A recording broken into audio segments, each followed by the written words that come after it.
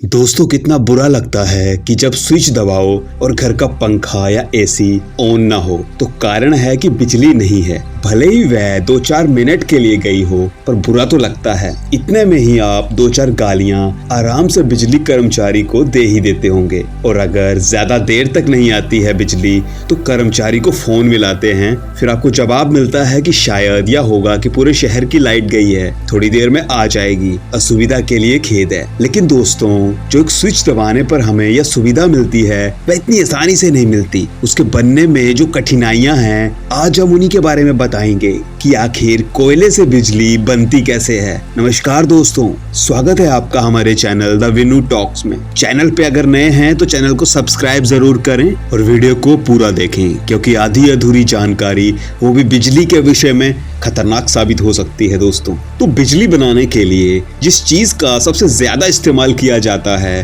वह है कोयला और भारत में कोयले से बनने वाली बिजली पर लोगों की जो निर्भरता है, जो डिपेंडेंसी है वो बहुत ज्यादा है। इसका कारण है कि पिछले कुछ समय में हमें कोल क्राइसिस के बारे में काफी कुछ सुनने और देखने को मिला है। वैसे बिजली को बनाने का जो प्रोसेस है उसमें सबसे पहले आता है पावर पॉइंट, जिसके लिए एक फैलाव भरी जगह की जरूरत होती है जहां पानी की आपूर्ति के लिए रेजरवायर भी बनाया जा सके। यह प्लांट आमतौर पर 1-2 किलोमीटर के एरिया में फैले होते हैं, लेकिन इनके एरिया का एक आधा हिस्सा कोयला ही ले लेता है। आखिर कोयले की ये दादागिरी क्यों, आइए आपको डिटेल में बताते हैं। असल में दोस्तों होता कुछ यूं है कि जिस प्लांट में कोयले से बिजली बनती है वहां करीब 1.5 मिलियन टन कोयला एक साथ स्टोर करके रखा जाता है, जो कि करीब 40 दिन की बिजली उत्पाद के लिए जरूरी होता है। अब जब 1.5 मिलियन टन कोयले को रखना है तो कोई जगह तो चाहिए ही, लेकिन बात यह भी है कि यूं ही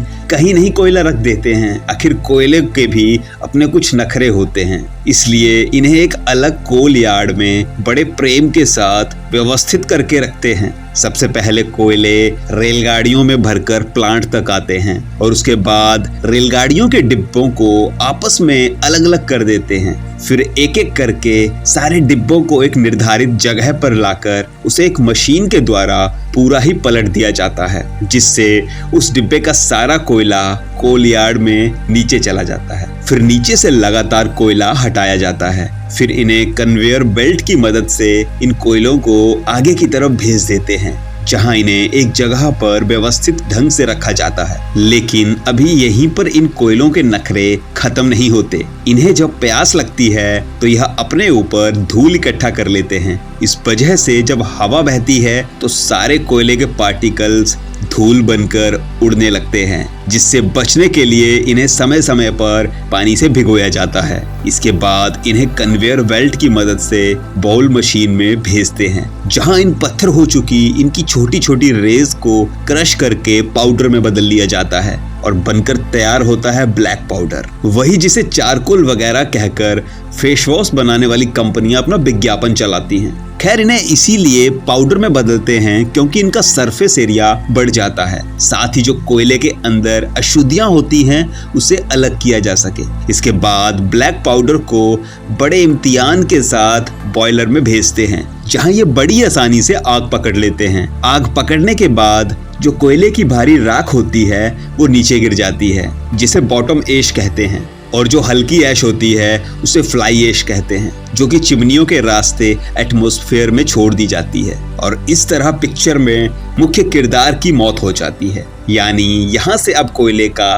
रोल खत्म। अब जो आग लगी रहती है वो उन ट्यूब्स को बहुत ज्यादा मात्रा में हीट पहुंचाती है जिसमें पानी भरा होता है। ये सारी ट्यूब्स हीट लेकर पानी को भाप में बदल देती हैं। अब जब ये भाप सुपर हीट हो जाती है तो इन्हीं पाइप की मदद से आगे भेज दिया जाता है। उन पाइप्स पर ऐसा इंसुलेशन पहले से लगाकर रखते हैं कि वे वेपर का टेम्परेचर पाइप में ट्रेवल करने के कारण घट ना जाए। अब कहानी में एंट्री होती है कोयले के प्यार की, जिसकी वजह से वो खुद जल गया था। हम बात कर रहे हैं टरबाइन की, जिसे लोग पावर पॉइंट का हार्ट भी कहते हैं, क्योंकि यही वो एलिमेंट होता है जो आगे प्रेशर और हीट को अपने ऊपर लेकर खुद को रोटेट करवाता है। ये रोटेशन इसीलिए हो पाती है क्योंकि टेम्परेचर बढ़ने के कारण हाई वेपर प्रेशर जैसे ही पाइप से निकलती है तो बहुत तेजी से टरबाइन को हिट करती है, क्योंकि टरबाइन पर हिट करने के बाद भाप ठंडी होने लगती है। इसलिए जो टरबाइन का पहला पार्ट सबसे पहले भाप के संपर्क में आता है उसे हाई प्रेशर टरबाइन कहते हैं, और जो आखिरी में उसके संपर्क में आता है उसे लो प्रेशर टरबाइन कहते हैं।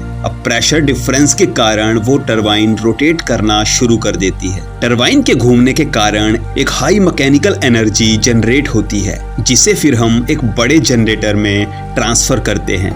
बड़े से जनरेटर में होता कुछ ऐसे है कि मैकेनिकल पावर के कारण उनके पास जो मैग्नेटिक फील्ड होती है वो डिस्टर्ब हो जाती है, जिस कारण उसमें इलेक्ट्रिसिटी जनरेट होने लगती है, जिसे कहीं स्टोर नहीं कर सकते, बल्कि उसे स्टेप अप ट्रांसफार्मर की मदद से आगे के सब स्टेशन पर ट्रांसफर कर सकते हैं। दोस्तों, स्टेप अप ट्रांसफार्मर का मतलब यह है कि बिजली को हाई वोल्टेज पर सेट करके भेजते हैं ताकि ट्रैवल के दौरान उसमें पावर का लॉस ना हो। इसे आप उस उदाहरण से समझ सकते हैं कि आपके घरों के पास जो ट्रांसफार्मर होते हैं वो स्टेप डाउन ट्रांसफार्मर होते हैं। ज्यादातर 220 वोल्ट या 240 वोल्ट की बिजली आपके घरों में पहुंचाते हैं, जबकि इन स्टेप डाउन ट्रांसफार्मर को जो बिजली जाती है वो उन्हीं स्टेप अप ट्रांसफार्मर से दी जाती है जो 1.2 kV की बिजली सप्लाई करते हैं। अब प्लांट्स में एक और प्रोसेस शुरू होता है, वो है भाप को फिर से ठंडा करके पानी में बदला जाना। इसके लिए कूलिंग टावर अलग से लगे होते हैं जो पानी और भाप को ठंडा करने में काम आते हैं।